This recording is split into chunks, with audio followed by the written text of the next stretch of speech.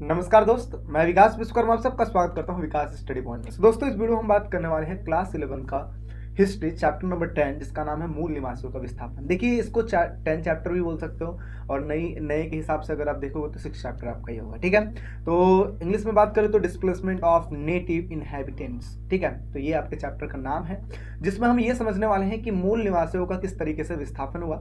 इस important video को अगर आप देख लेते हो तो ये समझ लो कि आप को नॉर्मल वीडियो नहीं देखनी पड़ेगी। जैसे एक होता नहीं कि चैप्टर वाइज नॉर्मल वीडियो अपनी है और एक है आपका इंपॉर्टेंट वीडियो। तो इंपॉर्टेंट वीडियो में भी ऐसे समझा दूंगा मैं कि आपकी सारी चीजें, आपके सारे डाउट, आपका चैप्टर भी समझ में आ जाएगा और इंपॉर्टेंट क्वेश्चन भी आपका हो जाएगा। ठीक है, तो चलिए स्टार्ट करते हैं। तो सबसे पहले हम यहाँ पे ना एमसीक्यू भी करेंगे, शॉर्ट क्वेश्चन भी करेंगे, उसके बाद लॉन्ग क्वेश्चन भी करेंगे। ठीक है, और साथ ही साथ चैप्टर को भी समझने वाले हैं। ठीक है, तो चैप्टर को समझाने के लिए सबसे पहले मैं आपको कुछ चीजें बताता हूँ, चीजों को ध्यान में रखिएगा। मूल निवासी का कहने का मतलब क्या होता है? मूल का मतलब होता है एक्चुअल, है ना। कोई भी ऐसा व्यक्ति जो किसी मौजूदा स्थान पर पैदा हुआ हो, वो वहां का मूल निवासी कहलाता है।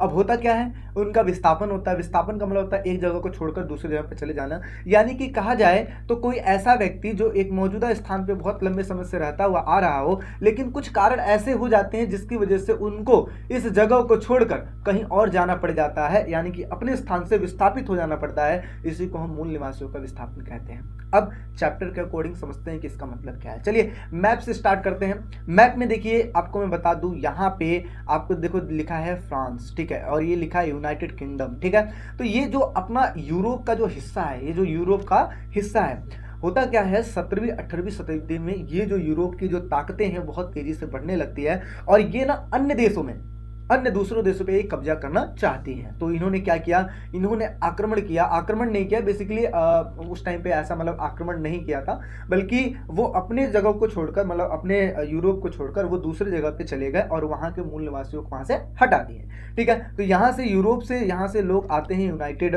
स्टेट ऑफ अमेरिका, यानी कि उत्तरी अमेरिका में, और यहाँ पर धीरे धीरे धीरे धीरे बसना शुरू कर देते हैं। और यहाँ से जो यहाँ के जो खनिज पदार्थ थे, जो भी चीजें थी, ठीक है, जो धातु थे, इनको यहाँ से सप्लाई कर करके अपने देश ये भेजते थे। ठीक है, अब ये सिचुएशन क्यों होती थी, यूरोप से लोग आते क्यों थे? सबसे पहली चीज तो यूरोप से यहाँ पे आने के बहुत सारे कारण थे। कुछ ऐसे लोग थे, क्योंकि यूरोप में ये सिस्टम चल रहा था कि जो प्रॉपर्टी का जो हिस्सा है वो बड़े बेटों को मिल रहा था, छोटे बेटों का हिस्सा नहीं मिल रहा था। तो वो इस चक्कर में आ जाते थे कि देखो यहाँ पे हमें जमीन तो मिलेगी नहीं, इसलिए हम चलते हैं अमेरिका में। अमेरिका में वहाँ के लोग बहुत ही ज्यादा भोले भाले हैं, उनको झांसे मिलेंगे और उसके बाद वहाँ पे हम शासन करेंगे, वहाँ पे राज करेंगे, वहाँ के सारी चीजों को हम अच्छे से यूज करेंगे। साथ ही साथ हम एक ऐसे फसलों का उत्पादन करेंगे जो उत्पादन यूरोप में नहीं हो रहा होगा, और वो लाकर यहाँ पे हम बेचेंगे, और बेचेंगे तो पैसा आएगा और इस तरीके से मुनाफा बहुत ज्यादा कमाया जाएगा। इस सिचुएशन को देखते हुए फिर आगे चल के यहाँ से जो यूनाइटेड किंगडम यानी कि ब्रिटेन है, ब्रिटेन ने कई सारे जगहों पर कब्जा किया, जैसे आयरलैंड, ठीक है, न्यूजीलैंड, साथ ही साथ ऑस्ट्रेलिया, इन जैसे देशों को गुलाम बनाया। जैसे हमें भी पता है कि हमारा जो इंडिया है वो भी ब्रिटेनों का ही गुलाम था, यानी कि ब्रिटिश इंडिया के अधीन था। ऐसे ही क्या हुआ कि जो ब्रिटेन था वो उसने ऑस्ट्रेलिया को गुलाम बनाया और वहां की जमीनों से उनको बेदखल कर दिया और उनकी ही जमीनों को टेरा न्यूलियस घोषित कर दिया। अभी टेरा न्यूलियस क्या है? उन्होंने ये कह दिया कि देखो भाई, तुमको रहने का तौर तरीका यहाँ पे नहीं पता है, ठीक है, तौर तरीका हम सिखाएंगे, हमारी सारी चीजें रहेगी, आप यहाँ पे दास बन के काम करोगे और आपकी जमीन ये नहीं है, जमीन किसकी है? मेरी है। ठीक है, यानी कि सरकार की जमीन को टेरा न्यूलियस कह दिया, यानी कि तुम्हारी जमीन जितनी है वो तुम्हारी जमीन नहीं है, वो सारी की सारी सरकार की जमीन है। इसी वजह से उस जमीन को टेरा न्यूलियस कह दिया। और इस तरीके से देखा जाए तो इन्होंने बहुत सारे जगहों को, वहाँ के लोगों को वहाँ से खदेड़ दिया, भगा दिया, संसाधनों का यूज किया और अपने अकॉर्डिंग इन चीज़ों को इधर से उधर किया। ठीक है, और खूब सारा मुनाफा कमाया। और इसी चैप्टर को हम पढ़ने वाले हैं, मूल निवासियों का विस्थापन। समझ पा रहे हो चीजें? तो इसी को कहते हैं मूल निवासियों का विस्थापन, कि जो व्यक्ति जहाँ पे रह रहा था लेकिन उन लोगों ने, यूरोपियों ने उन लोगों को वहां से उस जगह से भगा दिया, इसी को हम कहते हैं मूल निवासियों का विस्थापन। समझ में आ रहा है? मोटा मोटी मैं चीजों को समझाया हूं। अब एक एक जो अपना प्रश्न है वो करते चले जाएंगे और सारी चीजों को समझते हुए चले जाएंगे। साथ ही साथ मैं बता दूं, अगर आप चैनल पे नए हो तो चैनल को जरूर सब्सक्राइब कीजिएगा, बेल आइकन क्लिक करके रखिएगा ताकि लेटेस्ट जो वीडियो आपको मिलती रहे। साथ ही साथ मैं आपको बता दूं, इसके बाद जो वीडियो आने वाली है वो आएगी सैंपल पेपर के ऊपर। सैंपल पेपर क्यों? क्योंकि आपको पता है एक महीने पहले ही मैं आपको डिस्कशन कराता हुआ जाऊंगा, तो इससे क्या होगा कि आपको ईजिली सारी चीजें समझ में आती जाएंगी और प्रैक्टिस आपकी जोरदार हो जाएगी। ठीक है, इसलिए चैनल को जरूर सब्सक्राइब कीजिएगा, वीडियो अच्छी लगे तो लाइक कीजिएगा। ठीक है, अपने फ्रेंडों में शेयर कीजिएगा। चलिए स्टार्ट करते हैं। सबसे पहले उठाते हैं पहला क्वेश्चन, जिसका नाम है टेरा न्यूलेस किसे कहा जाता है। अभी जस्ट मैंने आपको बताया कि जब जैसे ही ब्रिटेन वालों ने ऑस्ट्रेलिया की जमीन पे कब्जा किया तो वहां के लोगों को उन जमीनों से बेदखल कर दिया और उनकी ही जमीनों को टेरा न्यूलेस घोषित कर दिया। अर्थात ये ऐसी जमीन है जो तुम्हारी जमीन नहीं है, ये सिर्फ और सिर्फ गवर्नमेंट की जमीन है, इसी वजह से उसको टेरा न्यूलेस घोषित कर दिया। तो इन चार ऑप्शन में क्या लिखा है कि जो किसी की नहीं है, जो मूल निवासी आबादकार सभा स्थल क्या है, तो जो किसी की जमीन ना हो उसी को हम क्या कहते हैं, टेरा न्यूलेस कहते हैं। तो यहाँ पे पहला ऑप्शन बिल्कुल ही राइट हो जाएगा। आगे बात करते हैं, लातिनी शब्द आस्ट्रल का अर्थ निम्न में से क्या होता है। तो निम्न में से आस्ट्रल का जो अर्थ होता है वो होता है दक्षिणी। क्या? दक्षिणी। तो आस्ट्रल का मतलब होता है दक्षिणी, इस चीज को आप याद करके रखिएगा। ठीक है, चलिए जाए आगे बात करते हैं। यहाँ पे देखिए एक चीज आपके लिए इंपॉर्टेंट, नेशनल सॉरी डे जिसको बोलते हैं, या इसको हिंदी में कहा जाए तो राष्ट्रीय क्षमा याचना दिवस कब मनाया जाता है। तो राष्ट्रीय क्षमा याचना जो दिवस है 26 मई को मनाया जाता है। देखिए ये चीज़ें क्यों हुई, क्योंकि आपको पता है ऑस्ट्रेलिया में जब ब्रिटेन वालों ने कब्जा किया तो उसके बाद वो वहाँ पे कब्जा कर लिए, तो उनकी ज़मीनों को टेरा न्यूलेस घोषित कर दिया और उनकी ही संस्कृतियों को वहाँ पे ज़्यादा महत्व नहीं दिया गया था। आगे चल के जब इन चीज़ों का आभास होता है तो उन्होंने 1910 के आसपास सारी चीज़ों को दोबारा महत्व देना शुरू किया। ठीक है, और उसके बाद ही अपना ये नेशनल सॉरी डे वगैरह है ना, वो चीज़ मनाया गया ताकि क्षमा याचना दिवस, तो इसी को कहते हैं राष्ट्रीय क्षमा याचना दिवस, नेशनल सॉरी डे। ठीक है, कब मनाया जाता है? 26 मई को मनाया जाता है। आगे समझते हैं, आयरलैंड, न्यूजीलैंड, ऑस्ट्रेलिया में सेटलर शब्द का इस्तेमाल निम्न में से किसके लिए किया गया था।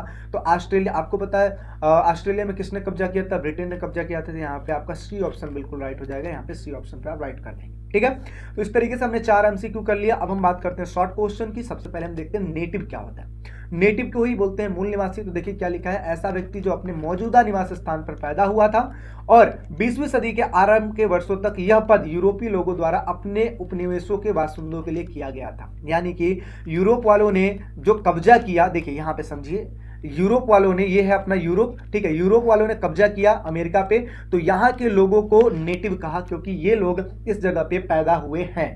इस वजह से इन लोगों को क्या कहा गया? नेटिव कहा गया। इसलिए कहा जाता है यूरोप वासियों ने अपने उपनिवेशों के मूल बासिंदों को, यानी कि इन्होंने इनको उपनिवेश बना रखा था, तो यहाँ के जो रहने वाले मूल निवासी हैं इन्हीं को नेटिव कहा। क्या कहा? नेटिव कहा। तो यही चीज है। तो नेटिव शब्द यही है, मूल बासिंदों के लिए प्रयोग किया जाता था। आगे समझते हैं, सेटलर शब्द से क्या अभिप्राय है। सेटलर, अब देखिए इसको समझिए, सेटलर जो शब्द है सटल से लिया गया है। सेटल, आप जैसे देखते हो लोग गांव से आके शहर में सेटल हो जाते हैं, तो सेटल होने का मतलब क्या होता है? वहीं पे बस जाना। तो ऐसे ही जो लोग यूरोप से आके अमेरिका में बस गए या फिर ब्रिटेन से चल के ऑस्ट्रेलिया में बस गए, वहाँ पे जाकर उन्होंने सेटल हो गए, तो सेटल से ही सेटलर बना हुआ है। तो सेटलर शब्द कुछ लोगों के लिए यूज किया गया, उन लोगों के लिए यूज किया गया है जो दूसरों के देशों में जाके कब्जा कर लेते थे और वहीं पे बस जाते थे, उन्हीं को सेटलर कहा जाता था।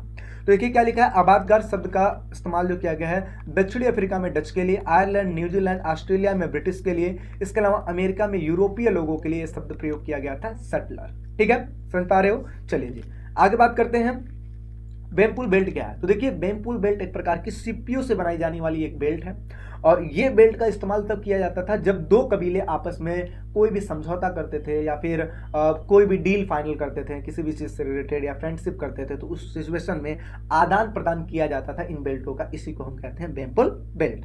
तो देखिए क्या लिखा है, रंगीन सिपियों को आपस में सिलकर बनाई जाने वाली बेल्ट है और इसे किसी समझौते के बाद स्थानीय कबीलों के बीच आदान प्रदान किया जाता था।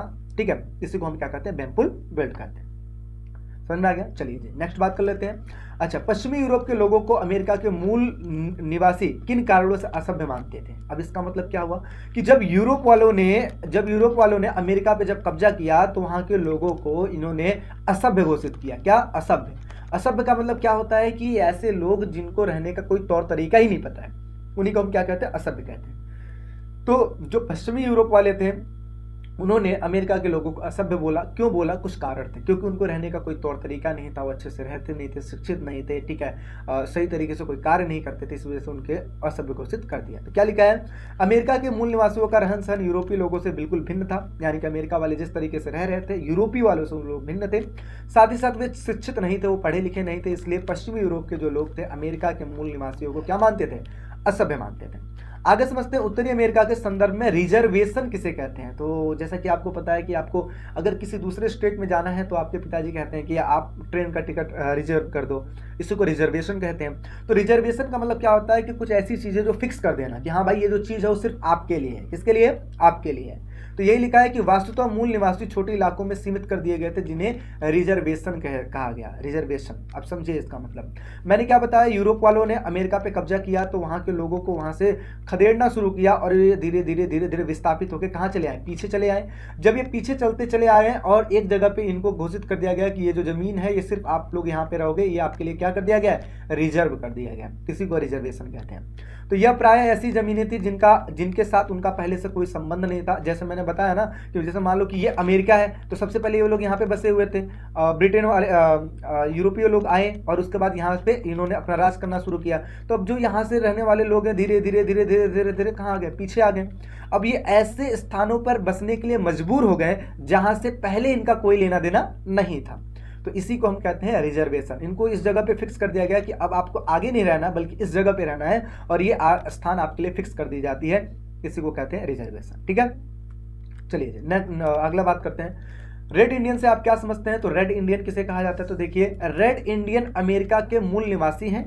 रेड इंडियन 500 स्वतंत्र कबीलों का समूह का नाम है जो अमेरिकी सरकार के संधि के अंतर्गत आरक्षित इलाके में रहते थे। यानी कि जो रिजर्वेशन कर दिया गया था, इन इलाकों में जो रहते थे उन्हीं को हम कहते हैं रेड इंडियन।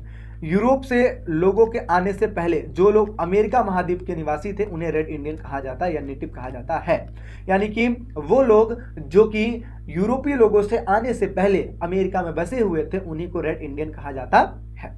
समझ में आ गई बातें? चलिए नेक्स्ट बात कर लेते हैं। अगला समझते हैं टेरा न्यूलिस क्या है। अभी जस्ट हमने बात किया ऐसी जमीनें जो किसी की नहीं होती उसी को टेरा न्यूलिस कहते हैं। तो लिखा है सरकार ने ऑस्ट्रेलिया की जमीनों को टेरा न्यूलिस कह दिया, अर्थात जो किसी की भी नहीं हो।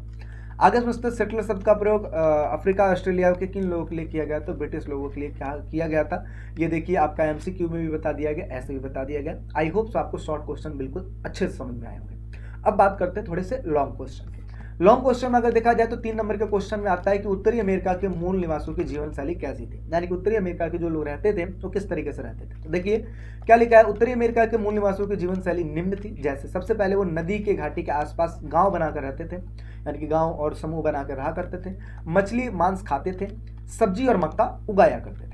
वे अक्सर मांस की तलाश में लंबी यात्राओं पे जाया करते थे और साथ ही साथ उन जंगली भैंसों का तलाश करते थे जो कि घास के मैदान में इधर उधर घुमा करते थे। और ये उतने ही जानवरों का शिकार करते थे जितने की इनको जरूरत हुआ करते थे। ठीक है, आगे समझते हैं। उतने ही जानवरों को मारते थे जितने की उनको भोजन के लिए जरूरत होती थी। आगे ये कुशल कारीगर भी थे, यानी कि स्किल्स भी बहुत अच्छे थे इनके, जैसे कपड़े अच्छे बुन सकते थे, खूबसूरत कपड़े बना सकते थे। तो ये सारा इसका एडवांटेज है। ठीक है, चलिए नेक्स्ट बात कर लेते हैं। अगला लिखा है कि अमेरिकियों के लिए फ्रंटियर के क्या मायने हैं। बेसिकली देखिए, फ्रंटियर हम सीमा को कहते हैं। सीमा कौन सी सीमा? सीमा वो चीज जो एक एरिया होता है ना, एरिया जो बता दिया जाता है कि हाँ ये आपका बाउंड्री है, बाउंड्री को ही सीमा कहा जाता है। जैसे मान लेते हैं ये यूरोप है और ये है अमेरिका। ठीक है, अब होता क्या है कि यूरोप के जो लोग हैं वो अमेरिका में आते हैं तो देखते हैं कि यहाँ पे जो लोग हैं ये बसे हुए हैं, इन जगहों पर सीमित है। फिर इन्होंने क्या किया, धीरे धीरे यहाँ पर बसना शुरू किया और धीरे धीरे धीरे धीरे अब ये जो ऑलरेडी यहाँ पे रहने वाले लोग हैं धीरे धीरे धीरे धीरे कहाँ जाते गए? धीरे धीरे पीछे चलते चले गए। धीरे धीरे धीरे धीरे मतलब आगे अब छोड़कर वो कहाँ चलते चले गए? पीछे चलते चले गए। और धीरे धीरे धीरे एक टाइम पे ऐसा आया कि इस साइड समुद्र है, इस साइड समुद्र है, इस साइड समुद्र है, तो ये जाएंगे कहाँ? एक टाइम पे ऐसा आया कि इनका जो फ्रंटियर है वो धीरे धीरे खत्म हो गया, यानी कि जो सीमा है वो खत्म हो गया।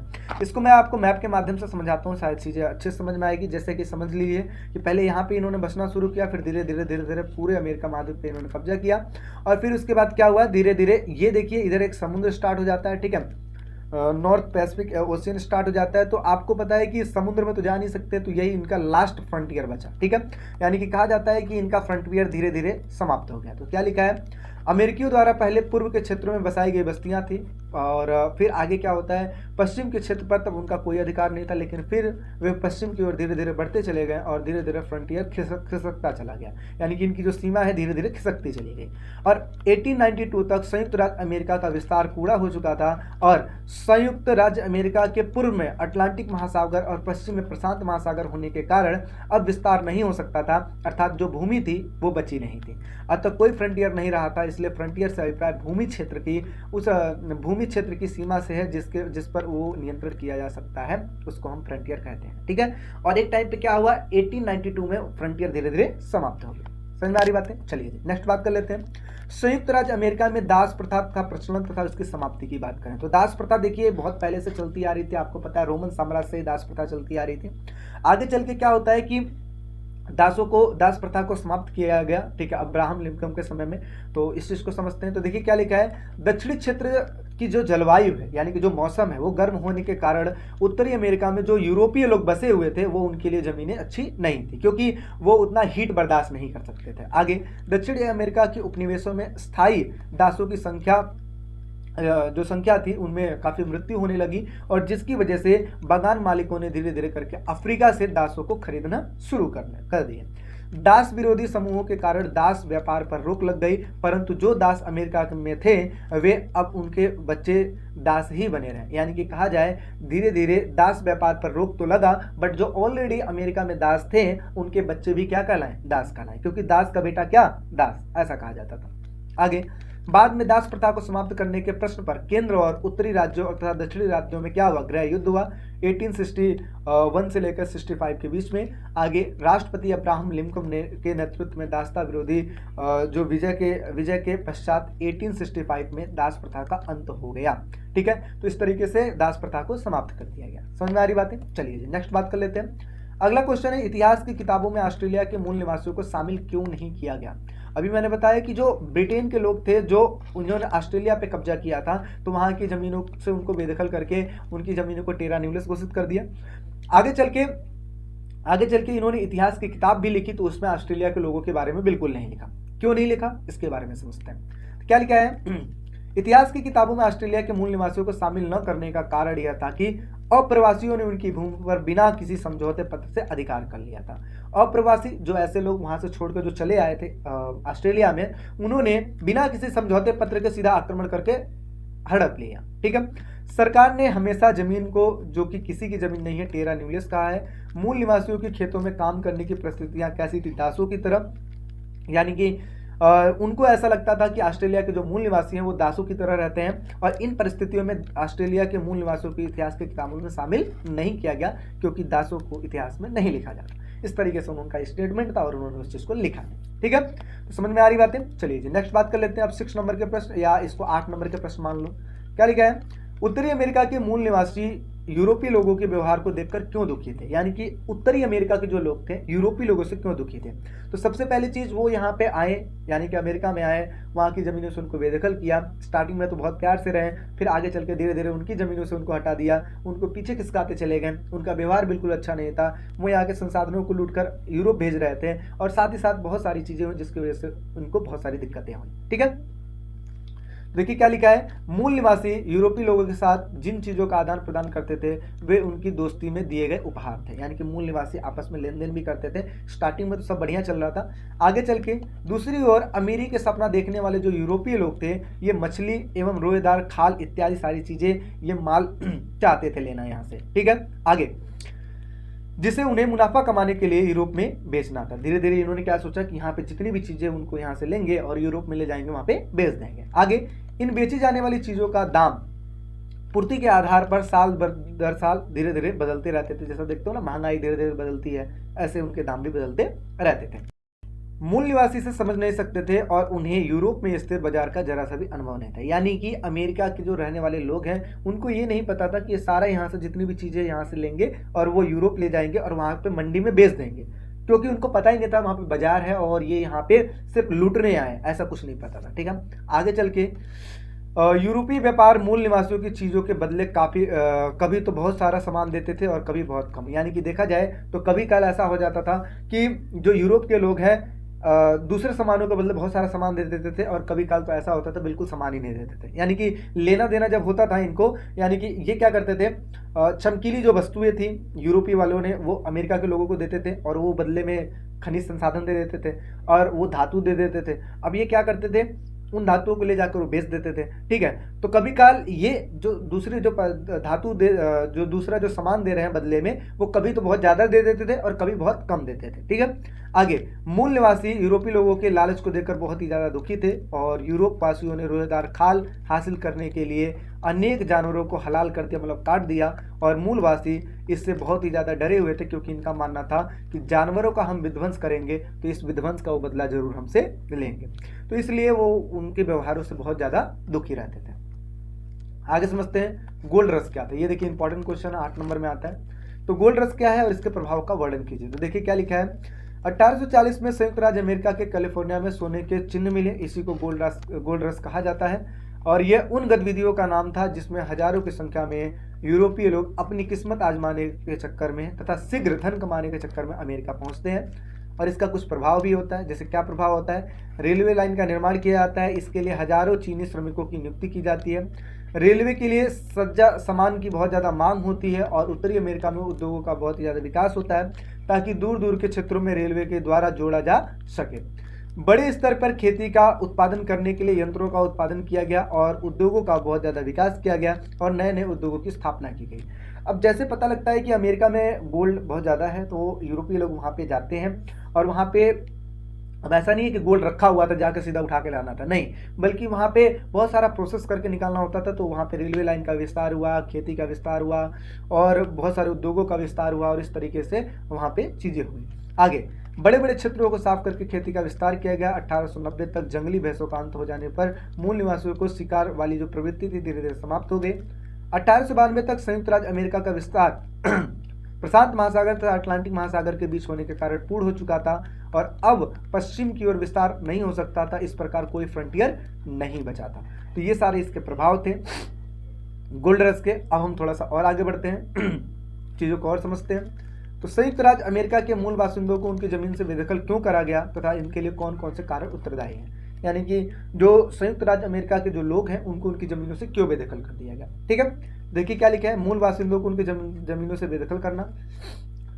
ब्रिटेन फ्रांस से आए कुछ प्रवासी ऐसे थे जो छोटे बेटे होने के कारण पिता की संपत्ति का उत्तराधिकारी नहीं बन सकते थे। वे अमेरिका में मालिक बनना चाहते थे, इसलिए उन्होंने अपने जगह को छोड़कर अमेरिका में चले आए।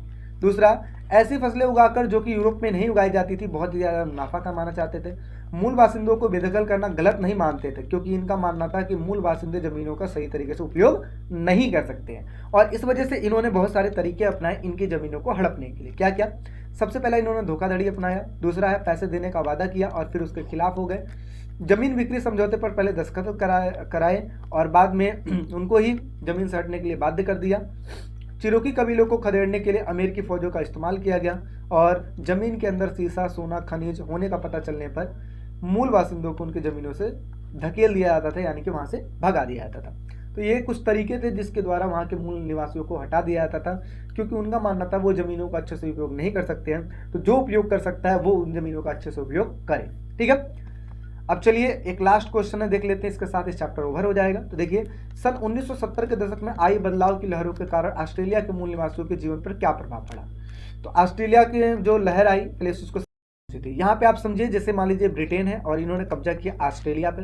तो ऑस्ट्रेलिया पे सबसे पहले इन्होंने कब्जा किया तो यहाँ के लोगों को यहाँ से भगा दिया और फिर आगे चल के ये जब यहाँ पे बसना शुरू किया तो यहाँ के लोगों को इन्होंने दास समझा। इतिहास की किताबों में इन्होंने जगह दी नहीं। आगे चल के इन्होंने दासों की तरह इन्होंने ट्रीट किया।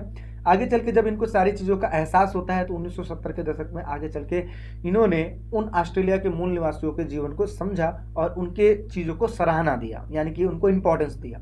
इसी चीज़ के ऊपर है कि क्या क्या बदलाव हुआ है और किस तरीके से उन्होंने उनको इंपॉर्टेंस दिया। तो पहले तो इंपॉर्टेंस नहीं दिया था, लेकिन आगे चल के उन्होंने इंपॉर्टेंस दिया। तो देखिए, ऑस्ट्रेलिया के मूल निवासियों को नए रूप में समझने की चाहत धीरे धीरे जगी। मूल निवासियों को विशिष्ट संस्कृति वाले समुदाय के रूप में देखा गया। प्राकृतिक जलवायु को समझने की उनकी विशिष्ट जो पद्धति थी उनको पहचाना गया। मूल निवासियों की जो धरोहर थी, जैसे उनके कपड़े हो गए, कथाएं हो गए, कपड़ा हो गई, साजिश चित्रकारी हो गई, हस्तशिल्प हो गई, इन सभी चीज़ों को इंपॉर्टेंस दिया गया, मतलब सहारा गया। उनकी संस्कृतियों का अध्ययन करने के लिए विश्वविद्यालय विभाग खोले गए तथा संग्रहालय में उनकी कलाकृतियों को धीरे धीरे जगह दी गई। मूल निवासियों ने अपने इतिहास को लिखना शुरू किया और मूल निवासियों की संस्कृति को आदर दिया गया। मूल निवासियों का अपनी जमीन के साथ संबंध आदर से देखा जाने लगा, यानी कि पहले जहां इनको इंपॉर्टेंस नहीं दिया जाता था आगे चल के इनको बहुत ज़्यादा इंपॉर्टेंस दिया जाने लगा। तो ये सारी चीज़ें थी जिसकी वजह से मूल निवासियों को इंपॉर्टेंस मिला। ठीक है, तो ये कुछ इंपॉर्टेंट क्वेश्चन थे जिसको मैंने डिस्कशन किया। आई होप सो आपको अच्छा लगा होगा और इसके साथ साथ ये पूरा चैप्टर मैंने कवर करने की कोशिश की ताकि आपको चीज़ों को अच्छे से समझ में आ जाए। ठीक है, बाकी इस नंबर पे आप मैसेज करके नोट्स प्राप्त कर सकते हैं। साथ ही साथ अगर आप 11th क्लास में हैं तो हमसे ज़रूर जुड़िए, क्योंकि 12th क्लास में आप लोग के लिए एक बढ़िया सा बेस्ट ग्रुप बनाया जा रहा है और उसमें आपको सारी चीज़ें, जितनी भी चीज़ें हैं, हर एक चीज़, मतलब ये समझ लीजिए हिस्ट्री, पॉलिटिकल, इन चीज़ का तो बिंदास रहिए कि मैं आपको अच्छे से तैयारी कराऊंगा। इसके लिए आपको किसी भी कोचिंग क्लासेस में जाने की ज़रूरत नहीं है, इतनी गारंटी मेरी है। एक एक चीज़, बारीकी जो चीज़ें हैं जो मैं अपने ट्यूशन में बच्चों को प्रोवाइड करता हूँ, जो अपने इंस्टीट्यूट में बच्चों को पढ़ाता हूँ, वो सारी की सारी चीज़ें मैं आप लोग के सामने रखूँगा और आप ये सारी चीज़ें आप बहुत ईजिली ले पाएंगे, इस चीज़ों को समझ पाएंगे। तो आप हमारे साथ जरूर बने रहिए। चैनल पर नए हैं तो सब्सक्राइब जरूर कीजिएगा। चलिए मिलते हैं एक नेक्स्ट वीडियो में, टेक केयर, बाय बाय।